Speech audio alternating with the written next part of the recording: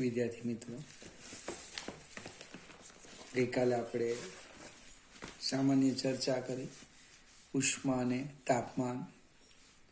તાપમાન માપવા માટે આપણે થર્મોમીટરની વાત કરી. એમાં રેખીય પ્રસરણનો આપણે ઉપયોગ કરવાના હતા, પ્રવાહી અને વાયુ. હવે સ્કેલ નક્કી કરવા માટે બે નિશ્ચિત બિંદુ તરીકે આપણે શુદ્ધ પાણીનું ઠારણ બિંદુ અને ઉત્કલન બિંદુ લીધું. ત્યાર પછી જુદા જુદા પ્રવાહી લઈએ તો પ્રશ્ન ઉદ્ભવ્યો હતો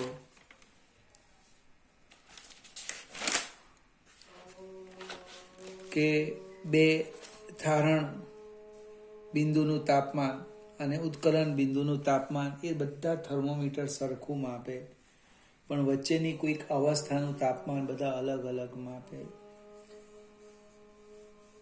પ્રવાહીની જગ્યાએ વાયુની વાત કરી તો ખૂબ જ ઓછી ઘનતાવાળા અને નિશ્ચિત જથ્થાનો વાયુઓ જે છે એ તાપમાનના વધારા સાથે એમ કે સમાન વર્તણૂક ધરાવે, એનો ઉપયોગ કરીએ. એના માટે આપણે બોયલનો નિયમ જોયો ગઈકાલે, એટલાના આગલા વિડીયોમાં. બોયલ પીવી બરાબર અચળ, ચાર્લ્સનો નિયમ લખ્યો, V/T બરાબર અચળ. બંનેને સમીકરણને સમન્વય કર્યું, PV/T બરાબર અચળ. ત્યાર પછી લખ્યું PV/T બરાબર અચળાંકમાં લખ્યું μR. મ્યુ એ વાયુનો જથ્થો મોલમાં અને R સાર્વત્રિક અચળાંક. એટલે ગઈકાલે ખૂબ અગત્યની આ ચર્ચા કરી હતી. PV બરાબર μRT. અવસ્થા દર્શાવતી ભૌતિક રાશિ વચ્ચેનું સંબંધનું સમીકરણ એટલે અવસ્થા સમીકરણ, અથવા એનું બીજું નામ છે આદર્શ વાયુ સમીકરણ. ત્યાર પછી અચળ કદે નિશ્ચિત જથ્થાના વાયુની ચર્ચા કરી, દબાણ અને તાપમાનનો સંબંધ, બધા આલેખ દોર્યા હતા. અહીં પડેલા પણ છે ગઈકાલના જ આલેખ. જુદા જુદા વાયુઓ માટે તાપમાન વિરુદ્ધ દબાણનો આલેખ દોર્યો, એ આવો મળે. એ આલેખને જો પાછળ આપણે લંબાવ્યા તો બધા જ આલેખો કોઈ એક બિંદુ આગળ મળે. એ બિંદુએ જે તાપમાન છે એ તાપમાને દબાણ કેટલું થઈ જાય? 0 થાય. અને તાપમાન સેલ્સિયસ માપક્રમ પર આટલું હતું, -273.15 અંશ સેલ્સિયસ, જેને આપણે નિરપેક્ષ શૂન્ય તાપમાન કીધેલું. નિરપેક્ષ શૂન્ય તાપમાન 0 કેલ્વિન. ગઈકાલે એમ તો ઘણું બધું સમજાયું હતું. આજે ફરીથી એકમ જરા યાદ કરી લઈએ. તાપમાનના એકમ SI પદ્ધતિની વાત કરીએ, જેનો આપણે ઉપયોગ કરવાના, એ પહેલો એકમ છે કેલ્વિન. બીજો જેનો આપણે વ્યવહારમાં ઉપયોગ કરીએ એ સેલ્સિયસ.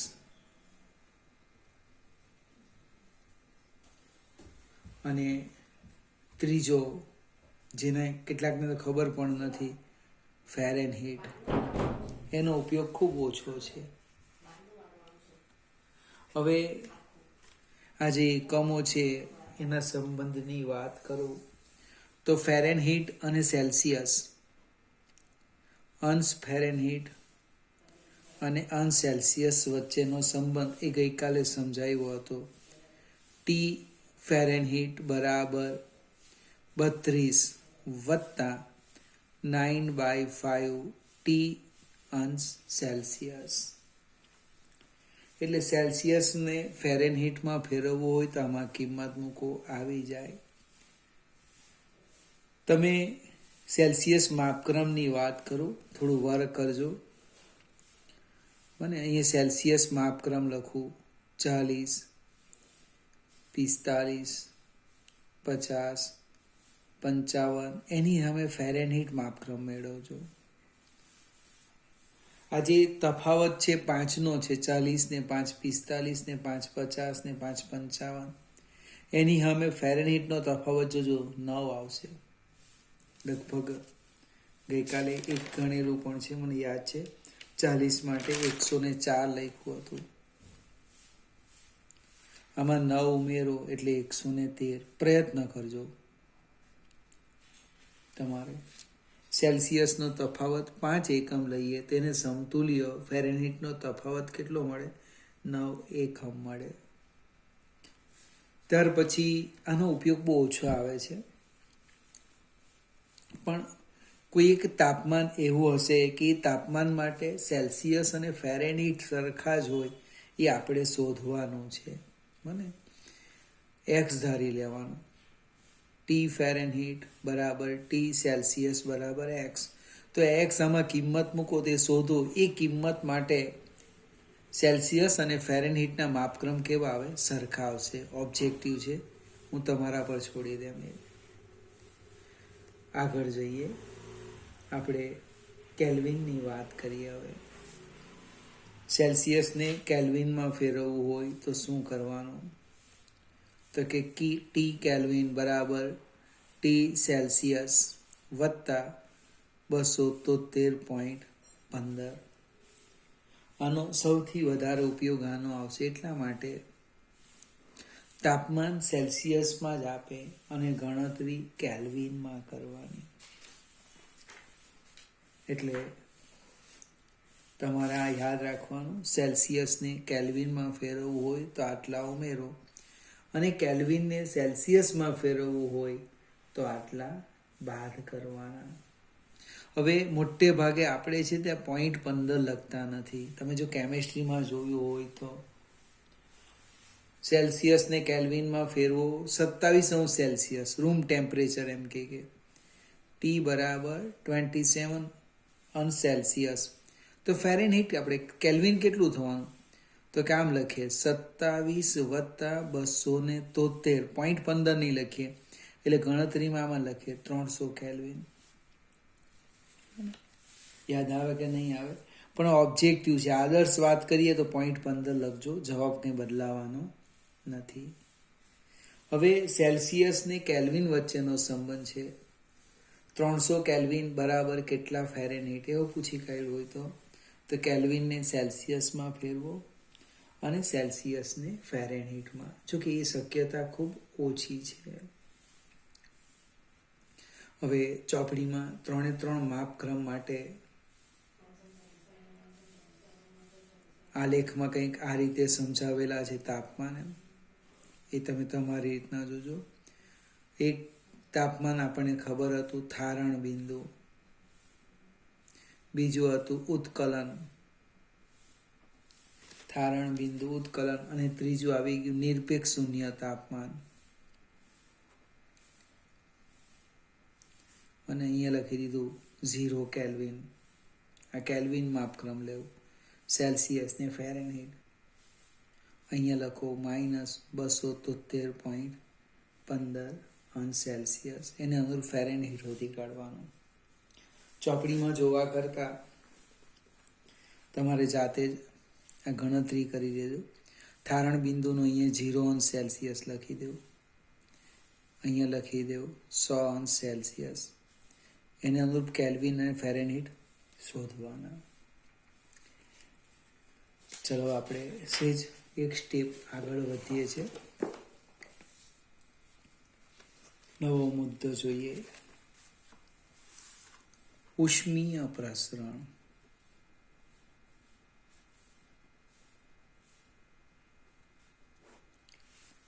ઉષ્મીય પ્રસરણ.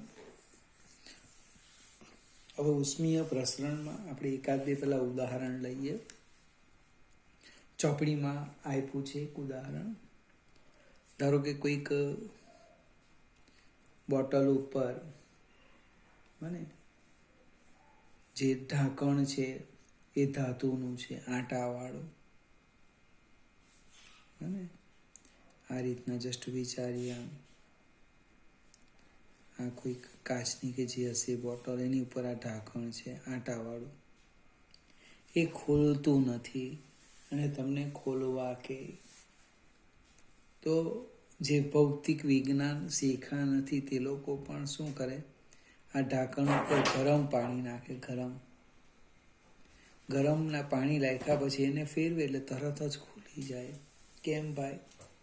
તો કે ગરમ એનું તાપમાન વધારવાથી એનું પ્રસરણ થયું, કદ વધી ગયું, એટલે એ તરત ખુલી જશે.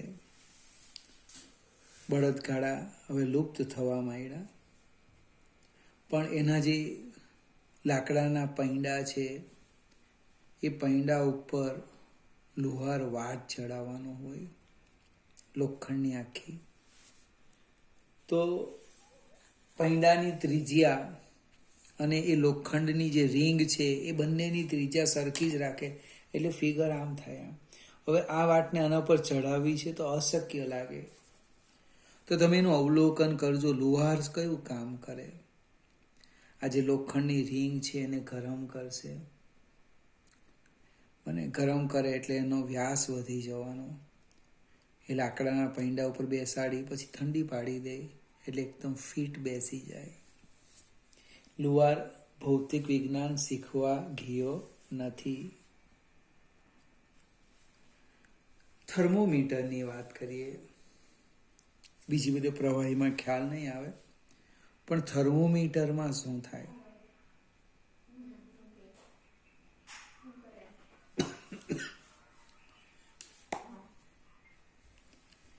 એ થર્મોમીટરનું જે પ્રવાહી છે, અને આપણે થર્મોમીટર જોઈ ગયા પણ એની બહુ ચર્ચા નહીં આવી.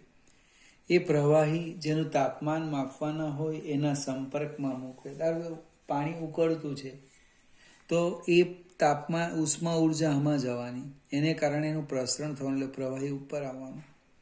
એ જ્યાં સ્થિર થાય, ઉષ્મીય સંતુલન સ્થિતિ પ્રાપ્ત કરે, તે અંક વાંચી લઈએ એ પાણીનું તાપમાન. તમે એને બહાર કાઢો, તાપમાનનું ઘટી જવાનું, તરત જ નીચે આવી જશે. વાયુ માટે આપણે એક ફુગ્ગો ફૂલાવી દઈએ અને ફુગ્ગાનું અવલોકન કરી લીધું, બરાબર. ફૂલાવીને એને બે સ્થિતિ લઈ લઈએ, અને આ જે ફુગ્ગો છે એની બે સ્થિતિ લઈએ. એક એને હવામાં ફૂલાવ્યા પછી ગરમ પાણીમાં અને પછી ઠંડા પાણીમાં મૂકો, એના કદમાં થતો ફેરફાર આપણને ખ્યાલ આવશે. હવે કોમન ચર્ચાથી આ ઉષ્મીય પ્રસરણ સમજાવો. મોટે ભાગે બધા માટે આ શક્ય નથી, પણ લગભગ કે પદાર્થનું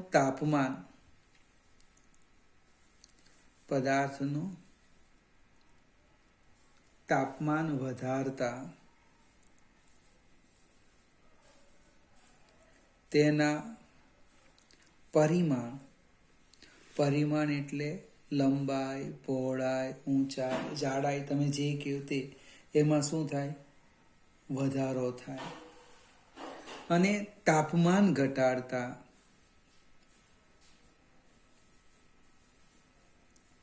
તેના પરિમાણમાં શું થાય? ઘટાડો થાય છે. આ આપણે અનુભવીએ છીએ. મોટે ભાગે પદાર્થને ઉષ્મા આપવામાં આવે, એટલે કે તાપમાન વધારવામાં આવે, તેના લંબાઈ, પૃષ્ઠ ક્ષેત્રફળ, કદમાં વધારો થાય, અને ઘટાડતા એના પરિમાણમાં ઘટાડો થાય. પદાર્થનું ઉષ્માનું શોષણ કરી, હવે ઉષ્મીય પ્રસરણ પર જઈએ. તાપમાનની જગ્યાએ ઉષ્મા લખવું. પદાર્થ વડે ઉષ્માનું શોષણ કરી,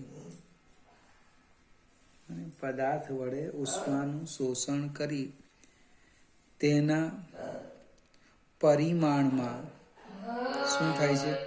વધારો થાય. આ ઘટનાને નામ આપી દેવાના ઉષ્મીય પ્રસરણ. બહુ સમજવાનું છે મિત્રો. એને તાપમાનમાં વધારો એમને એમ થોડો થાય. ભાઈ કેમ વધારો થયો? તો કે એને ઉષ્મા આપી, એને આપણે ગરમ કર્યું. ગરમ કરો મીન્સ એને ઉષ્મા ઉર્જા આપવી પડે, એ એનું શોષણ કરે. પરિણામે એના પરિમાણ, લંબાઈ, પહોળાઈ, કદ, ઊંચાઈમાં વધારો થાય, એને ઉષ્મીય પ્રસરણ. અને જો એ ઉષ્માનું શોષણની જગ્યાએ મુક્ત કરે ઉષ્માને મુક્ત કરે તો એના પરિમાણમાં ઘટાડો થાય, તેને આપણે નામ આપવાના ઉષ્મીય સંકોચન. આપણે પ્રસરણની વાત કરવાના છે, એટલે સરખું જ છે પ્રસરણ અને સંકોચન. ફરીથી પદાર્થને ઉર્જા આપવામાં આવે ત્યારે પદાર્થ વડે એ ઉર્જાનું શું થાય? ઉષ્મા ઉર્જાનું શોષણ થાય અને એના પરિમાણમાં ફેરફાર થાય. આ ઘટનાને ઉષ્મીય પ્રસરણ કહે છે અથવા ઉષ્મીય સંકોચન કહે છે. હવે આપણે 3 પ્રકારના ઉષ્મીય પ્રસરણની વાત કરવાના છે. એક રેખીય પ્રસરણ, બીજું પુષ્ટ પ્રસરણ, અને ઉષ્મીય પ્રસરણમાં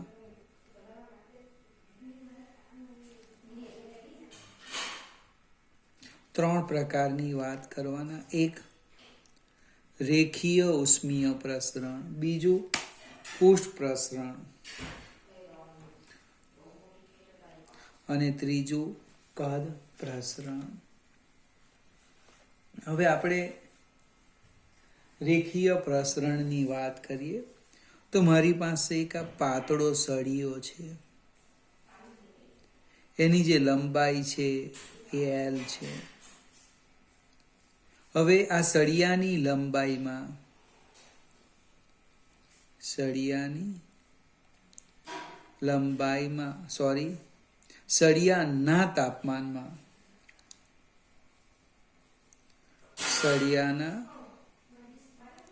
તાપમાનમાં ડેલ્ટા ટી જેટલો વધારો કરવામાં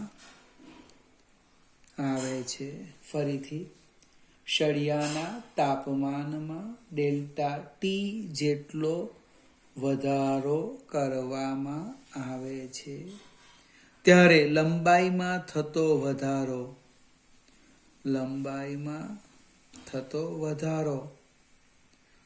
લંબાઈ એટલે L ને વધારો ફેરફાર એટલે ડેલ્ટા L, એ સળિયાની મૂળ લંબાઈ અને તાપમાનના વધારાના સમપ્રમાણમાં હોય છે.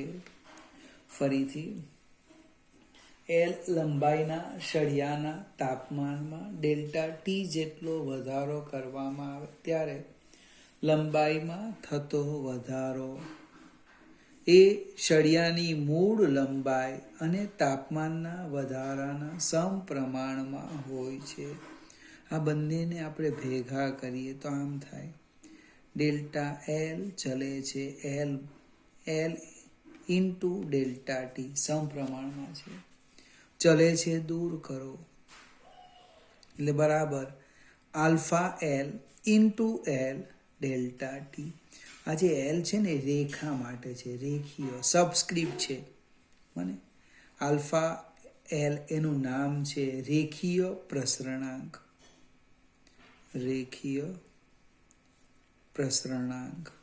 બરાબર યાદ રાખજો, આલ્ફાનું નામ છે રેખીય પ્રસરણાંક. રેખીય પ્રસરણાંક શાના પર આધાર રાખે? તો એ બે બાબત પર આધાર રાખે. એક દ્રવ્યની જાત, દ્રવ્યની જાત એટલે પટેલ છે, ચૌધરી છે, ગામિત છે, દરેકનો ગુસ્સો કરવાની પદ્ધતિ અલગ અલગ હોય. પ્રસરણ કોપર, લોખંડ, આયન. અને બીજું તાપમાન પર. જો તાપમાનનો ફેરફાર બહુ મોટો ન હોય તો એ શાના પર આધાર રાખે? માત્ર દ્રવ્યની જાત પર. અને તાપમાનનો ફેરફાર નાનો હોય, તાપમાનનો ફેરફાર જો નાનો હોય તો આલ્ફા L એ તાપમાનથી સ્વતંત્ર. સ્વતંત્રનો અર્થ એ માત્ર દ્રવ્યની જાત પર આધાર રાખે. ફરીથી આલ્ફા L ને કીધું રેખીય પ્રસરણાંક. એક સ્ટેપ આગળ જઈએ. જે ચોપડીમાં સમજાવેલું છે તે હું બાજુમાં લખું છું અહીંયા, કે ડેલ્ટા એલ બાય એલ બરાબર આલ્ફા એલ ડેલ્ટા ટી. ચોપડીમાં આમ લખ્યું છે, જો આમ, કે તાપમાનમાં વધારો કરવામાં આવે ત્યારે લંબાઈમાં થતા આંશિક ફેરફાર, આંશિક ત્રુટિ યાદ આવે ને, સાપેક્ષને નામ લખેલું, આંશિક ફેરફાર એ તાપમાનના ફેરફારના સમપ્રમાણમાં. પછી બરાબર મૂકીને આલ્ફા લખ્યું, એલને સામે લઈ ગયા. ચોપડીમાં આ સ્ટેપ છે. મેં તમને આ રીતે સમજાયું કે લંબાઈમાં થતો ફેરફાર એ મૂળ લંબાઈ અને તાપમાનના સમપ્રમાણમાં. આ બંને સમીકરણને ભેગા કર્યા, અચળાંક મૂકી દીધો, નામ આપી દીધું. સ્ટેપમાં આમ જવાનું છે ચોપડીમાં, તમને જે યોગ્ય લાગે તે. આલ્ફા ને સૂત્રના કરતા કરીએ તો કે delta L, L into delta T. હવે આંશિક ફેરફાર, સાપેક્ષ ત્રુટિ એકમ રહિત, એટલે આનો યુનિટ કયો આવે? આનો યુનિટ આવે 1 સેલ્સિયસ ઇનવર્સ, 1/સેલ્સિયસ કેલ્વિન ઇનવર્સ. વિદ્યાર્થી મિત્રો, જ્યારે પણ તમે એક્ઝામ્પલ ગણો ત્યારે જરાક શાંતિથી જોવાનું, ઉતાવળ કરશો નહીં. આલ્ફા સેલ્સિયસમાં હોય તો તાપમાન સેલ્સિયસ રવા દેવ, કેલ્વિનમાં હોય તો સેલ્સિયસનું કેલ્વિનમાં ફેરવવાનું. યાદ રહેશે ને? એક સ્ટેપ આગળ વધીએ, એટલે વધારેની વાત કરીએ, 12મામાં કામ લાગે એવી છે. કોઈ વાર પ્રશ્ન બી ઉદ્ભવે, આ તમે સૂત્ર લાવ્યા ક્યાંથી? ફરીથી લખું છું, delta L is equal to alpha L, L delta T. હવે આમ લખું છું, ડેલ્ટા એલ એટલે L2 minus L1, alpha L, L1, T2 minus T1. અને હું સામે લઈ જાઉં તો શું થવાનું? L1 plus alpha L, L1, T2 minus T1. L1 બહાર કાઢી લઈએ, 1 પ્લસ, એકદમ ધીમેથી જોજો, 1 plus alpha L, T2 minus T1. હવે અહીંયા એની કેટલી વેલ્યુ એ તો આપણને નહીં ખ્યાલ આવે, પણ 12મામાં એક જગ્યાએ અવરોધ લખવાનો છે, નવો અવરોધ. તાપમાનમાં વધારો કરતા બેઠું આ સૂત્ર, એલની જગ્યાએ R2, R1, 1 plus alpha T2 minus T1. ત્યારે તમને કદાચ ખ્યાલ આવે. ત્યાં સાબિતી નથી, અહીંયા સાબિતી છે. આના પરથી આ સૂત્ર આવે છે. બુકની અંદર કેટલાક પદાર્થ માટે આલ્ફાના મૂલ્યો આપેલા છે કેલ્વિનમાં, અને તમે જો આલ્ફા વધારે એમાં અહીંથી સૂત્ર પરથી, અને એનું રેખીય પ્રસરણ પણ વધે, આલ્ફા ઓછો રેખીય પ્રસરણ પણ ઘટે. તમે કોષ્ટકમાં જોશો ચોપડીમાં તો કાચ અને સીસા માટે એનું મૂલ્ય ખૂબ નાનું છે. એલ્યુમિનિયમ, પિત્તળ, લોખંડ, કોપરનું સાપેક્ષે ખૂબ વધારે છે. એટલે એક પિત્તળનો ટુકડો હોય એને કાચનો હોય, તાપમાનમાં એક સરખો વધારો કરો તો તાંબામાં તમને લંબાઈનો ફેરફાર મોટો જોવા મળે, કાચમાં ઓછો જોવા મળે. ફરીથી પરીક્ષાની દ્રષ્ટિએ, એટલે થિયરી તો ખબર નહીં, પણ એક્ઝામ્પલ ઓબ્જેક્ટિવની દ્રષ્ટિએ અગત્યનો પ્રશ્ન છે. આ જ પ્રમાણે ચોપડીમાં ક્ષેત્રફળ પણ આપેલું છે. જે આકૃતિ છે તે સમજાવો. રેખીય પ્રસરણ માટે આમ લખેલું છે, delta L by L, alpha L delta T. આ રેખીય પ્રસરણ. પછી ચોપડીમાં સીધું જ ક્ષેત્રફળ લખ્યું, આંશિક ફેરફાર, twice alpha L delta T, post પ્રસરણ. અને ત્રીજું લખ્યું છે કદનો આંશિક ફેરફાર, 3 આલ્ફા એલ ડેલ્ટા ટી, કદ પ્રસરણ. તમને વિચાર આવે, ચોપડીમાં વર્ણન તો કોઈ જગ્યાએ કીધું નથી, એ બધું આકૃતિમાં સમજાવી દીધું. આપણે માત્ર એક થિયરી જોઈ, લંબાઈ.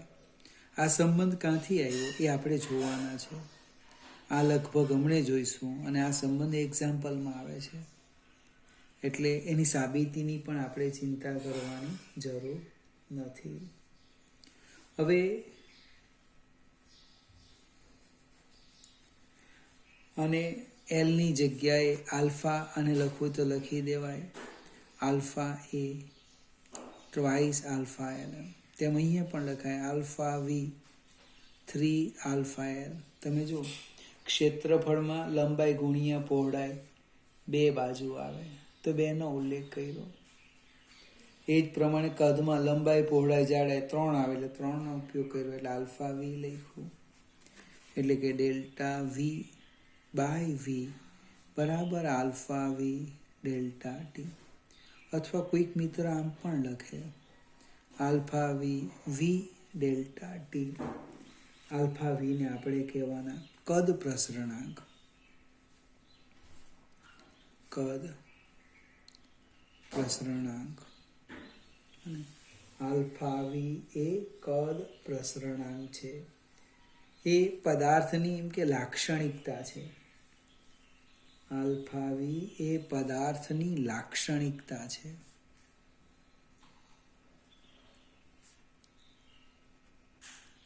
લાક્ષણિકતા. કોઈક વ્યક્તિને જોયો ન હોય પણ તમને લક્ષણ ખબર હોય, તો લક્ષણ પરથી તમે કહી શકો કે આ વ્યક્તિ એક્સ છે, આ વ્યક્તિ વાય છે. એટલે લાક્ષણિકતાથી પણ આપણે એ વસ્તુને ઓળખી શકીએ, પણ એ અચળાંક નથી. હવે એના માટે આપણે એક સ્પેશિયલ અગત્યનો શબ્દ છે, પાણીનું અનિયમિત ઉષ્મીય પ્રસરણ, એ જોવાના છે. પણ મારે એવું માનવું છે તમે આટલું આજે ખૂબ ઓછું સમજાયું, ખાલી એક રેખીય પ્રસરણ જોયું છે. મને એ બરાબર અભ્યાસ કરી લો આટલું. આ ચોપડીમાં 3 સૂત્રો પણ છે આ આકૃતિની અંદર, એ જોઈ લો.